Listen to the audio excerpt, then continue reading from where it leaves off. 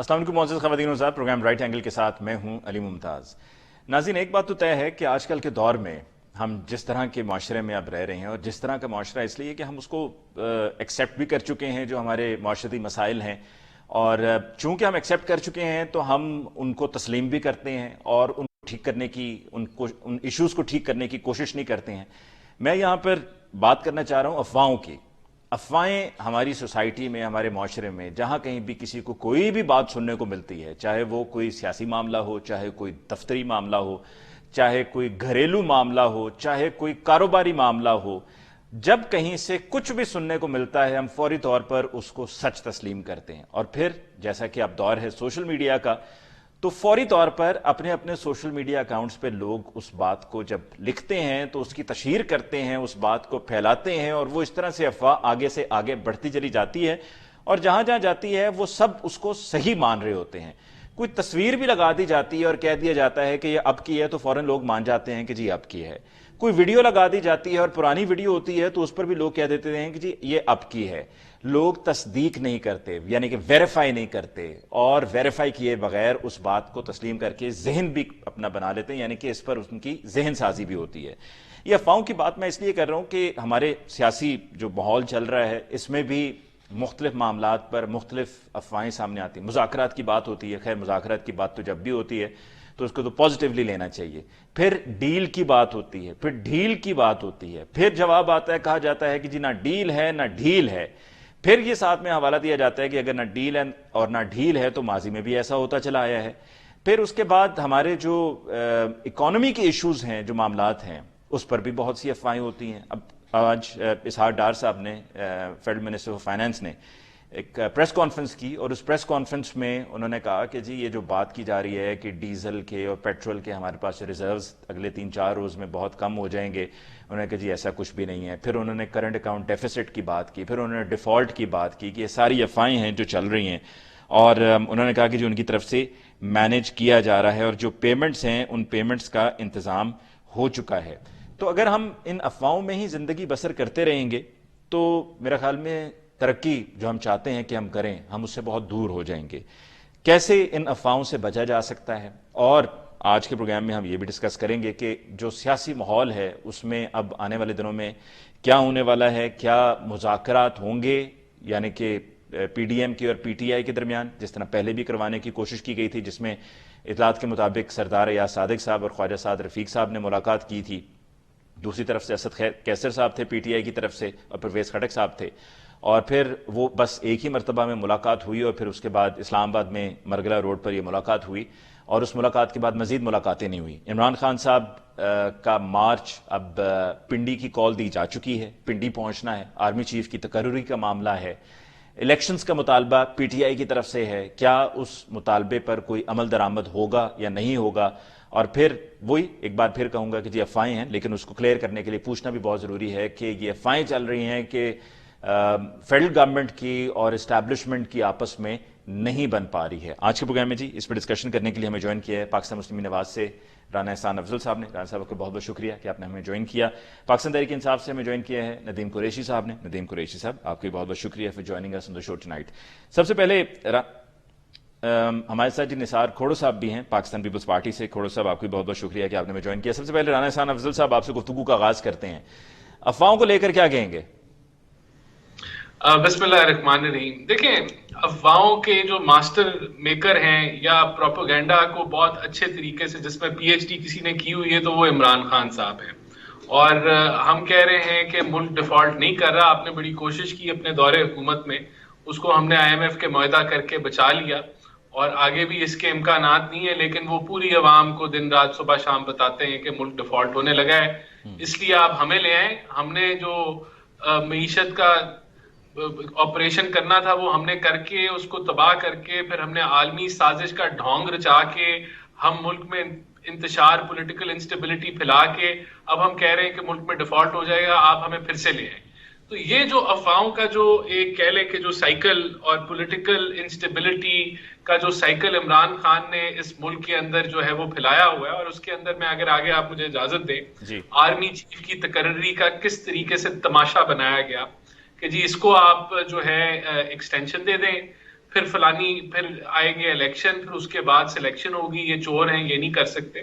यानी कि आप कौन होते हैं? आप ऑपोजिशन में बैठे, आप अपनी अना के मुताबिक, अपनी दिल जज्बात के मुताबिक आप जो है इकदारों की आप तजलील करें, फिर आप कहें नहीं जी अब कोई भी आर्मी चीफ लग जाए वो ठीक है। फिर उससे नहीं करी जो उन्होंने की, वो उन्होंने कहा, और मैं हैरान हूं, उन्होंने कहा जी ये आर्मी चीफ अपनी मर्जी का इसलिए लाना चाहते हैं कि ये मुझे नाअहल करना चाहते हैं। भाई आप तो अपने जो आपके कारनामे हैं उससे वैसे ही नाअहल हो चुके हैं ईसीपी के तहत, आगे आपकी नाअहली होनी है। हो सकता है जेल की हवा भी आप खाएं, लेकिन आप आर्मी चीफ को साथ रगड़ दें, और ताकि जब आपने नाअहल होना तो आपने कहना है कि जी उस तारीख को मैंने तो पहले ही कह दिया था, मेरा कत्ल का प्लान बना हुआ है, इसलिए ये जो हमला हुआ है वो शहबाज शरीफ ने किया है, वो राना सनाउल्लाह ने किया, और ये फलाना आर्मी ऑफिसर ने किया है। तो जब अफवाहों के ऊपर आपकी सियासत हो, अफवाहों के ऊपर आपकी जो है वो बुनियाद आपने सियासत की रखी हो, जब आपने पूरा एक सेटअप नीचे बनाया और सोशल मीडिया का, जिसका मकासद ये कि झूठ फैलाएं,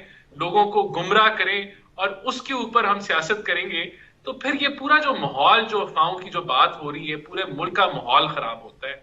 और मैं समझता हूं कि ये बदकिस्मती है कि पहले जो आदमी अफवाहों से आया, जो जो उंगली पकड़ के आया, उसने अवाम को लॉलीपॉप दिया कि मैं 1 करोड़ नौकरी लेके आऊंगा, 50 लाख घर बनाऊंगा, कर्जा नहीं लूंगा, खुदकुशी कर लूंगा, उसने वो सब कुछ नहीं किया जो उसने वादा किया, और उसने वो सब कुछ किया जो उसने कहा कि मैं नहीं करूंगा। वो अफवाहों के ऊपर सियासत करता रहा, लेकिन आज फिर वो जो है वो उसी तर्ज पे चल रहा है। लेकिन अब मैं समझता हूं कि अवाम भी कुछ कुछ समझ रही है कि ये बंदा जो है ये टोटल ऊपर से लेके नीचे तक जो है ये अफवाहों के अंदर ही और ये प्रोपेगेंडा के अंदर ही जो है वो फंसा हुआ है। मैं नदीम कुरैशी साहब आपको मौका दूंगा कि आप एक ही दफा में इसका जवाब दे दें। मैं निसार खोड़ो साहब की तरफ जाना चाहूंगा। निसार खोड़ो साहब, अफवाहों से कैसे बचा जा सकता है? क्योंकि हम पिछले 1 साल से चलें कर लेते हैं, 7 महीने से और थोड़ा सा पीछे टाइम ले जाते हैं, हम अफवाहों में घिरे हुए हैं। इस्लामाबाद में बैठे हैं और लोग कहते हैं कि अफवाहों की फैक्ट्री है ही इस्लामाबाद में। अब ये फैक्ट्री जिसने चलानी है उसको कह दें कि अफवाह फैलाने की फैक्ट्री खत्म कर दे, बंद कर दे। रही बात के, देखिए ये सब कुछ इस तरह से हुआ है कि जुडिशरी में ऑब्जर्वेशन को ज्यादा हाईलाइट किया जाता है, फतवे को कम। ये अफवाह भी इसी तरह का है। दो दोस्तों ने बैठ के बात की, उसने किसी से सुनी, किसी ने नहीं सुनी, और उसको आगे चला दिया। और जब मीडिया पे आ जाता है, सोशल मीडिया पे आ जाता है, तो फिर उसको कौन रोके? जिसने पहले बात कर दी वो सच है, बाकी दूसरा तरदीदों पर तरदीदा करता रहे, लेकिन उसको कोई लिफ्ट नहीं कराता। मैं समझता हूँ ये ट्रेंड ठीक नहीं है, ये ट्रेंड ठीक नहीं है। पाकिस्तान में करने को बहुत कुछ है। अगर बहुत से कुछ पे बैठकर कुछ करेंगे, सवाए इसके कि होटल में बैठ के चाय पीते और गप लगाएं और गप से अफवाह बने, ये मैं समझता हूँ कौम के लिए अच्छी बात है नहीं। अफवाह फैलाने का मतलब है लीक करना। जी बिल्कुल। दो बोचों के बीच में कोई बात हो रही हो, वो लीक करने को कहते हैं अफवाह। और वो नामुकम्मल होती है बात जो लीक की, और वो नामुकम्मल होती है, जैसे किसी बंदे ने कह दिया कि हमारे एम्बेसडर से किसी ने धमकी दी। अरे वो वहां एम्बेसडर था ही नहीं, अपनी एम्बेसडरशिप की वो ड्यूटी पूरी कर चुका था, उसकी ब्राजील में ट्रांसफर हो चुकी थी। वो सिर्फ 2 महीने वो जो ट्रांजिशन के होते हैं ना, कपड़े और घर का सामान लपेटते हैं और समेटने के लगा हुआ था। किसी चाय पे किसी ने कोई मुलाकात की, उसको उन्होंने ऑफिशियल बना दिया। अब ये मुबारक को दें शाह महमूद कुरैशी को, जिसने उसको एम्बेसडर लगा दिया था, और शाह महमूद कुरैशी के कहने पर इन्होंने इस तरह से मामला कर दिया। ये सारी चीजें जो हैं वो अंदर की कमजोरी जाहिर करता है, उससे अगर निकलना है तो अच्छी बात होगी। ठीक। नदीम कुरैशी साहब, अफवाहों से मेरे ख्याल में आप भी चाहेंगे कि निकला जाए, लेकिन राना एहसान अफजल साहब ने और निसार खोड़ो साहब ने भी ये कहा है कि दरअसल ये जो अफवाहों की फैक्ट्री है ये आपकी पार्टी की है। बिस्मिल्लाह हमारे नहीं। देखिए, निसार खोड़ो साहब और राना एहसान अफजल साहब ये नहीं कहेंगे तो कौन कहेगा? जाहिर है ये तो अपने आप को बड़ा मासूम समझते हैं। मेरे पास 101 मिसालें मौजूद हैं पिछले 1 साल की, जिसमें बहुत सारे ट्रेंड्स बनाए जाते रहे, क्योंकि अफवाहों का आजकल जो मेन मरकज है वो सोशल मीडिया है। और आपको याद होगा जब यहाँ 2013 से 18 तक PMLN की हुकूमत थी, पंजाब में भी और मरकज में भी। तो लाहौर में BGPR के तहत पूरा एक सेल बनाया गया था, 100 से ज्यादा लोग हायर किए गए डिजिटल मीडिया के लिए, और उनको कई कई लाख रुपए सैलरी दी जाती थी। मैं समझता हूँ अपनी चीजों को मीडिया की छुपाने का बात कर रहे हैं। ये मेरी सुन लेना जी, मेरी सुन ले। अपनी चीजों को छुपाने का ये अच्छा तर्ज अमल नहीं है कि आप अपने मुखालिफ पर इल्जाम लगा दें। पाकिस्तान तहरीक इंसाफ जो कुछ कर रही है वो पूरी कौम के सामने है, और जो कुछ ये लोग कर रहे हैं और जिस तरह से इन्होंने आज तो, मैं समझता हूँ आज तो चले बड़ा जदीद दौर है।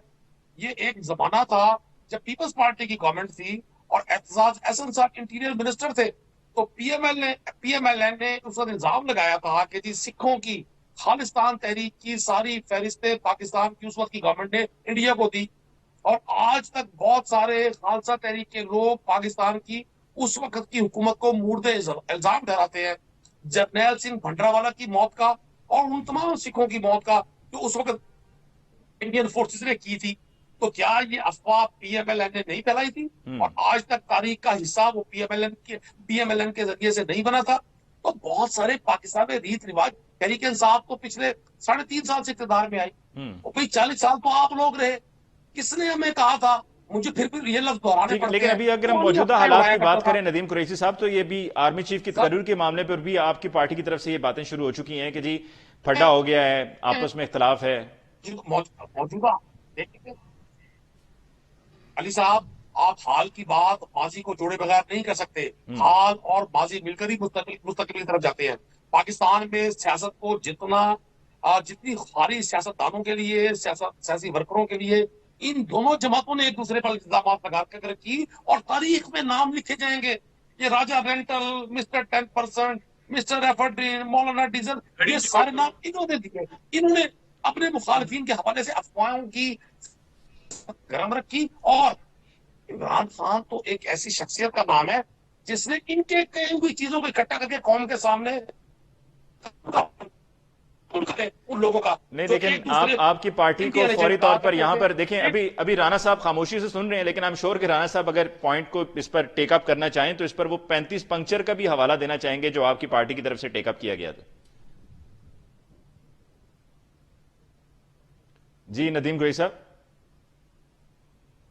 देखिए अली साहब, बड़ी मुख्तलिफ बात 33 पंक्चर या दीगर बातों से, ये मतलब एक शख्स को आप floor of the house Raja rental कहते हैं, उसके खिलाफ कोर्ट में जाते हैं, अगले टेन्योर में आप उसको मिस्टर स्पीकर कहकर सरे तस्लीम हम करते हैं। ये तकाउनी चीजों का करें। आप एक शख्स को मिस्टर 10% बनाने के लिए, उससे चीजें मंसूब करने के लिए फंडिंग करते हैं करोड़ों अरबों रुपए की, और जब वो नाम लोगों की जुबानों पर चढ़ जाता है तो फिर आप उनके जानों में बैठकर, दोनों जानों के कदमों में बैठकर उनके फैसले करते हैं। अफवाहें इसको कहा जाता है, लोगों की किरदार कशी इसको एक वक्फा ले लेते हैं नदीम कुरैशी साहब, बड़ा आसान है।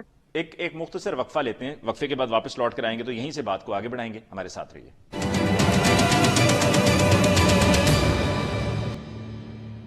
Welcome back after break. जी राणा साहब, आपकी तरफ आते हुए, आर्मी चीफ की तकरीरी के मामले पर बड़ा अहम अपॉइंटमेंट है, और मैं कल के प्रोग्राम में बात कह चुका हूं कि इसलिए इस पर इतनी बात अब हो रही है मीडिया पे भी, वरना तो होनी चाहिए, रूटीन का मामला होना चाहिए और नॉर्मल तरीके से एक आर्मी चीफ जा रहे हैं, एक नए आर्मी चीफ की अपॉइंटमेंट हो जाएगी।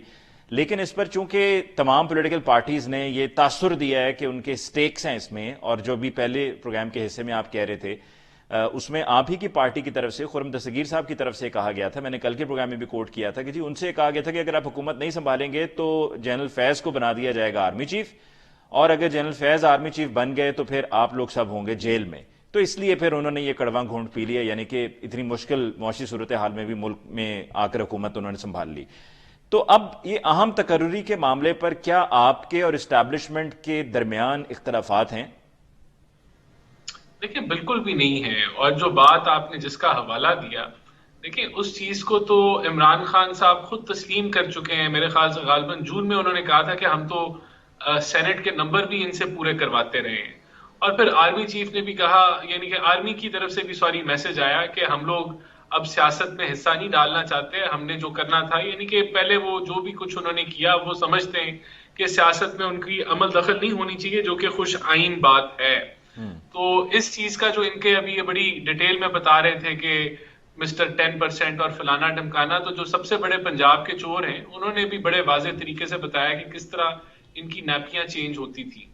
तो अब तो देखें, हम तो समझते हैं, हमारा तो मौक़िफ़ वही है कि आर्मी को या इस्टेब्लिशमेंट को अपने हदूद में काम करना चाहिए और सियासत के अंदर उनका कोई लेना देना नहीं है। जो कुछ भी है वो आइन में जो लिखा है उतना कुछ ही है। जी। तो हमने तो बिल्कुल कंट्रोवर्शियल नहीं बनाया इस तकरीरी को। तो हम तो यही कह रहे हैं कि जब समरी आएगी तो उस पर कार्रवाई हो जाएगी और ये मामला को जो है एक आईनी तरीके से होना है वो आईनी तरीके से हो जाएगा। तो इसके ऊपर हम कमेंट ना करें, इसके ऊपर हम डिबेट ना करें। जो बात खुर्रम दस्तगीर साहब ने की वो एक एस्पेक्ट था, एक कंसर्न था, और उस कंसर्न को मैंने तो आपको खान साहब की बता भी तो कंसर्न्स है ना राणा साहब? नहीं, खान साहब की अब कंसर्न्स जो हैं वो बेमानी इस लिहाज से हैं कि खान साहब ने खुद इसको एक आईएसआई का जो ऑफिस था उसको एक सियासी दफ्तर बना के इस्तेमाल किया। लेकिन अब के जो, और उसकी तस्दीक वो जो डीजीआई अभी के हैं उन्होंने आपको बताया कि जब मेरे से पूछा कि पाकिस्तान का सबसे बड़ा मसला क्या है तो मैंने उनको कहा मईशत, उन्होंने कहा नहीं ऑपोजिशन, इनका रगड़ा निकालो। तो अब तो देखें वो खुद कह रहे हैं कि ये हम हमारा सियासत से लेना देना नहीं ठीक है। तो है। इस देखिए अफवाहें फिर और ज्यादा राणा साहब बढ़ना शुरू कर देती हैं, बातें फिर हर तरह की बात सामने आना शुरू हो जाती है। अगर यही फैसला अपॉइंटमेंट का अर्ली नवंबर में हो जाता, टाइमली हो जाता, उसको क्यों हमने एक बंदे की वजह से हो जाता जो मुल्क को अपनी अना और अपनी जो है वो एक इक्तदार के हवस के ऊपर वो समझता है कि डिक्टेशन में दूंगा मुल्क को और मेरे ये मुताबिक चलेगा। उसकी वजह से हम आर्मी चीफ का जो तकर्री है वो पहले कर देते। क्यों कर देते भाई? क्यों एक बंदा जो है वो कहता है जल्दी इलेक्शन करा दो या आर्मी चीफ की ऐसे सिलेक्शन कर दो, तो उसकी वजह से हम काम जो अपने टाइम पे होने उसको पहले कर दें? क्यों हम उससे डिक्टेशन दें? क्यों हम उसको जो है गाइड करने दें कि मुल्क कैसे चलेगा? नहीं, इस तरह नहीं होगा। मैं सिर्फ आपको चंद, तो फिर आपकी तरफ से ऐलान जो है मंगल तक का कहा जा रहा है कि मतलब आज जिस तरह से क्या 19 तारीख है तो 21-22 तक आप कह रहे हैं कि आप अनाउंस कर देंगे, तो फिर 21-22 को भी अनाउंस क्यों कर रहे हैं, जाके 28 को करें? हो सकता है 28 को ही हो, ये आईनी तरीके से हो जाएगा। लेकिन अब 2-4 दिन आगे पीछे तो होने से तो कोई फर्क नहीं पड़ता ना, it is almost on the date. लेकिन ये जो कमिंग वीक है इसमें ये चीज सेटल डाउन हो जाएगी। यहां मैं आपको सिर्फ चंद जो लोग जो अफवाहों के जो है वो टारगेट में आए और अफवाहों उनको लेके बैठ गई। मेजर रोखरी जो है उन्होंने अफवाहें तोड़ने की कोशिश की, झूठ के सामने खड़े हुए फारिग हो गए। मोहसिन बेग साहब इनके बड़े सपोर्टर थे, उन्होंने खुद एडमिट किया, वो अफवाहों के सामने और झूठ के सामने खड़े हुए फारिग हो गए, उनके घर एफआईए भेज दी। फैसल वाडा साहब अफवाहों के अगेंस्ट खड़े हुए, पार्टी से निकाल दिया गया। सुल्तान राजा साहब इलेक्शन कमीशन के जो सरबराह हैं, बड़े अच्छे थे, बड़े फेवरेट थे इनके। जब उन्होंने हकायक पे जो है वो स्टैंड ले लिया, उनको उठा के उन्होंने कहा जी पूरी इलेक्शन कमीशन ही बिकाऊ माल है। उमर फारूक साहब दोस्त यार फवाद चौधरी के, इनके वजीर वहां जाके मिलके एक ही जगह बैठते थे, तस्वीरें खिंचवाते थे, सैर तफरीह करते थे, शॉपिंग करते थे। सच हक के साथ खड़े हो गए तो उनको भी उन्होंने फ्रॉडिया बना दिया। तो ये जो अफवाहों की फैक्ट्री है ये बड़ी बड़ी बड़ी करामत है इनके लिए, पीटीआई के लिए। ठीक है। और अगर मैं नदीम कुरैशी साहब की तरफ जाने से पहले, अगर नवाज शरीफ साहब की जो मर्जी है, जो उनकी ख्वाहिश है, जो अभी उन्होंने शहबाज शरीफ साहब को वहां पर मुमकिन तौर पे कहा जब शहबाज शरीफ साहब लंदन में थे आर्मी चीफ के अपॉइंटमेंट को लेकर, जो नाम कहा नवाज शरीफ साहब ने, अगर वो नाम समरी में ना हुआ तो फिर तो इख्तलाफ होगा। देखिए मैं नहीं समझता कोई इख्तलाफ होगा। और नवाज शरीफ साहब ने मशवरा जरूर शहबाज शरीफ साहब ने किया होगा, मशवरा जो भी किया होगा, लेकिन जो फैसला करना है वो शहबाज शरीफ साहब ने करना है, वो प्राइम मिनिस्टर है इस मुल्क के। तो ये चीजें देखें, ये होना अपने एक आईनी अमल जो है वो हो जाएगा, उसके ऊपर आप तज्जिए जो मर्जी करते रहें, लेकिन कोई मेरे ख्याल से इख्तलाफ नहीं है, ये सिर्फ अफवाहें हैं। अफवाहें, ठीक। नदीम कुरैशी साहब, ये भी अफवाह है कि इख्तलाफ है इस्टेब्लिशमेंट और हुकूमत के दरमियान। देखिए मैं अली साहब, अफवाह कहते हैं किसी गैर तस्दीक शुदा खबर को फैला देना बगैर सबूत के, बगैर किसी जवाब के, उसको इस हद तक फैला देना और उसके जरिए उस नोयत के मकासद हासिल करना। अभी दस्तगीर खान साहब की जो बात बताई, इसे कहते हैं अफवाह। ये एक अफवाह है जिसकी कोई तस्दीक नहीं है कि जी फलां शख्स आर्मी चीफ होगा तो आप जेलों में होंगे। ये मैं समझता हूँ हमारे इन इदारों की तौहीन है। ये उन जर्नल्स के खिलाफ की जाने वाली गुफ्तगू, ये भी एक साजिश है और यही असल अफवाहों की फैक्ट्री है। पाकिस्तान के तमाम जर्नैल जब जो इस जगह पर पहुंचते हैं, बल्कि एक आम सिपाही भी पाकिस्तान की फौज का, वो हम सबके लिए काबिल एहतराम है। कुछ लोग अच्छे बुरे हो सकते हैं, लेकिन जो जो एक मैकेनिज्म पाक फौज का है, पूरी दुनिया उस पर रश करती है। जैसे अभी राणा साहब साहब ने कहा कि जी हम क्यों करें ये, हम तो ये 28 टाइम को पे भी कर करेंगे, सकते हैं, आपके लिए 21 क्यों को भी करें? कर हाँ सकते हैं। कौन सा, देखिए देखिए, अगर अगर ये बिफोर ये प्री टाइम उसको डिसाइड कर लेते हैं तो जरूरत ही नहीं थी अफवाहों की। अफवाहें इन्होंने खुद की हैं। इन्होंने हर दौर में मुख्तलिफ इदारों से टकराव किया। मतलब नवाज शरीफ साहब का के तीनों अदवार में उनका पोलिटिकल एक्सीडेंट होता है, एक टेन्योर भी वो पूरा नहीं कर सके। तो क्या वो सारे उस दौर के, हालांकि हर टेन्योर में मुख्तलिफ इदारे के लोग थे, मुख्तलिफ ऑफिसर्स थे, मुख्तलिफ लोग थे जो इदारों को हेड कर रहे थे, हर शख्स से इन्हीं का टकराव होना है, हर शख्स को की नागवारी इन्हीं से होनी है, हर शख्स के साथ लड़कर इन्होंने वहां से बाहर होना है वजारत उस्मा से, और फिर नारे लगाने हैं कि मुझे क्यों निकाला। और मेरी लड़ाई जो सिलेक्टर्स के साथ है। आज मैं राणा सांसद से एक और भी सवाल करूंगा कि जी पाकिस्तान का हर पॉलिटिकल वर्कर ये ख्वाहिश करता है कि नवाज शरीफ साहब के भाई वजीर आज़म पाकिस्तान है, वो इस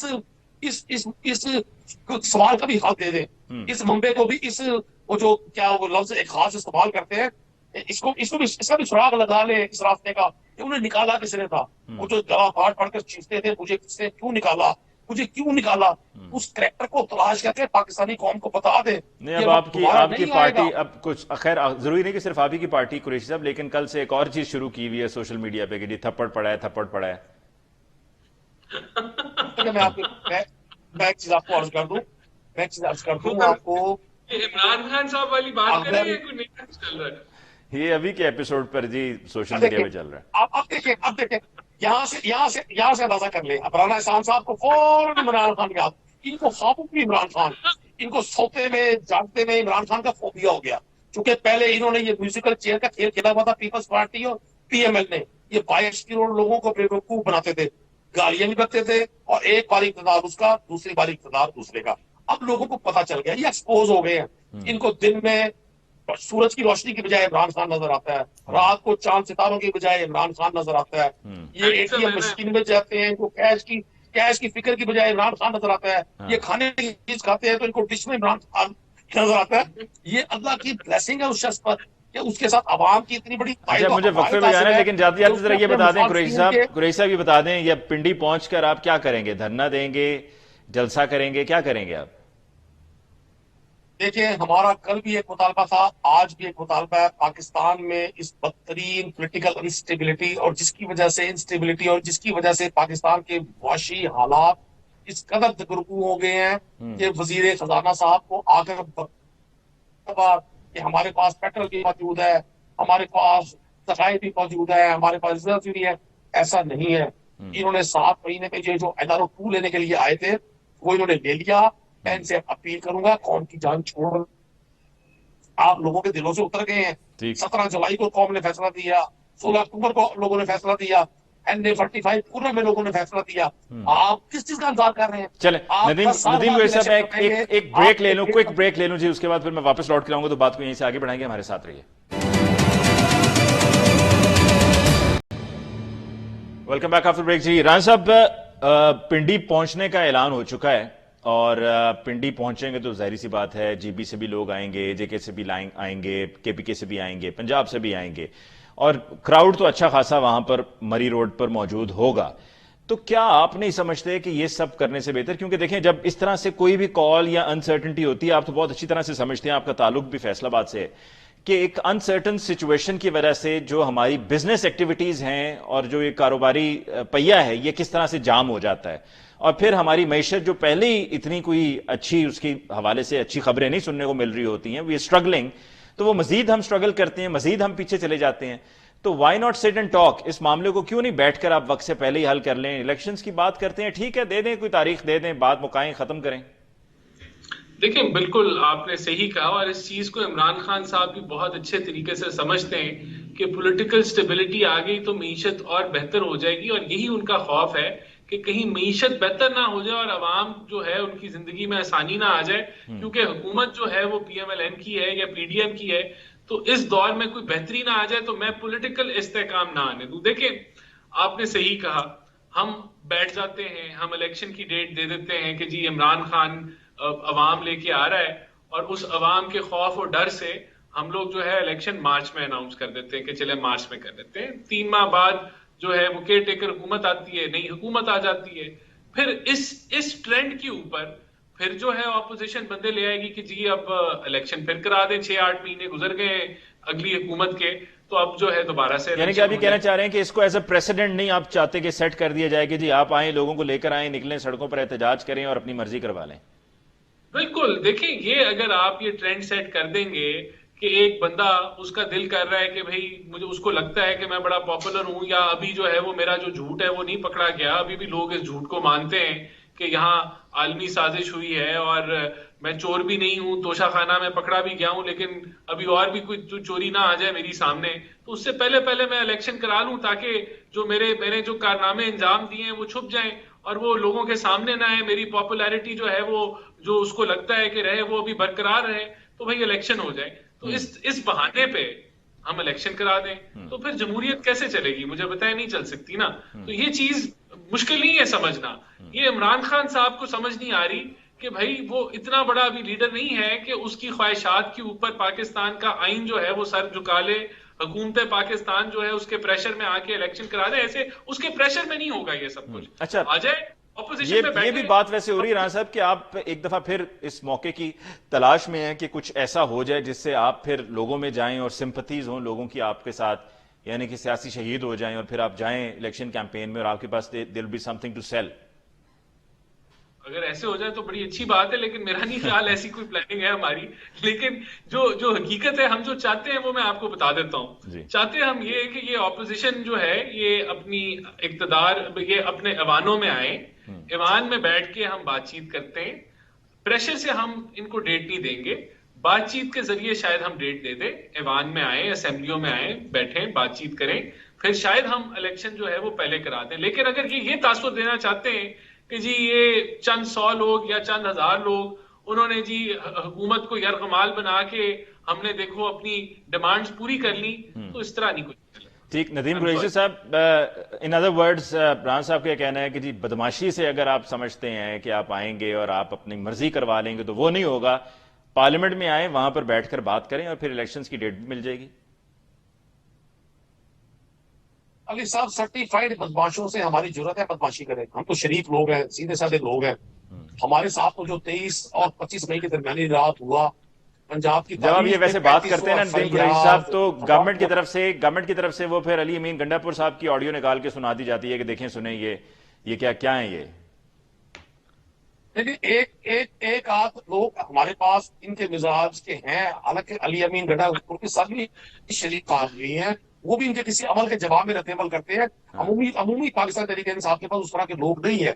अच्छा, भी राणा साहब ने बड़ी खूबसूरत बातें की, मैं बड़ा हैरान होता हूँ, इतनी अच्छी बातें करते हैं, लेकिन हम इनसे नहीं करेंगे, हमने इनकी से डिक्टेशन नहीं लेनी। और भाई जिनसे आप डरते हैं ना, वो जब चाहेंगे आप इलेक्शन अनाउंस करवा देंगे। अभी चूंकि 8 बजे में, अगर वो चाहे ना 10 बजे आप अनाउंस करते हैं।